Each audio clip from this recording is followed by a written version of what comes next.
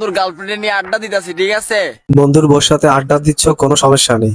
তবে সমস্যা একটা, আশপাশে পাট খাত থাকলে সেটা বড় সমস্যা।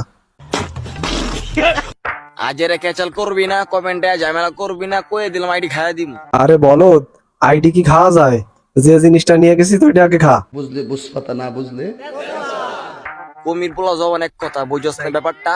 ব্যাপারটা তো বুঝেছি, কিন্তু তুই যে থ্রেটটা দিলি, এই থ্রেটটা তো আসলে ভয় পেয়ে গেছি। মানে ভয়তে আমার দেখা গেল নিচের দিকে ভিজে গেছে মনে হয়। আমি বিশ্বাস করি না।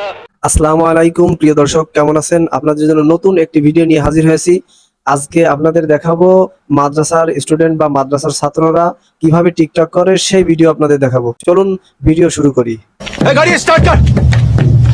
ওই টিকটকের কিউট কিউট হুজুরানিরা, পড়াশোনা করতে আর ভালো লাগে না, কি করব? ভালো একটা উপদেশ দিয়ে যাও। কেন টিকটকের হুজুরানিদের কাছে উপদেশ চাচ্ছ কেন? তোমার মাল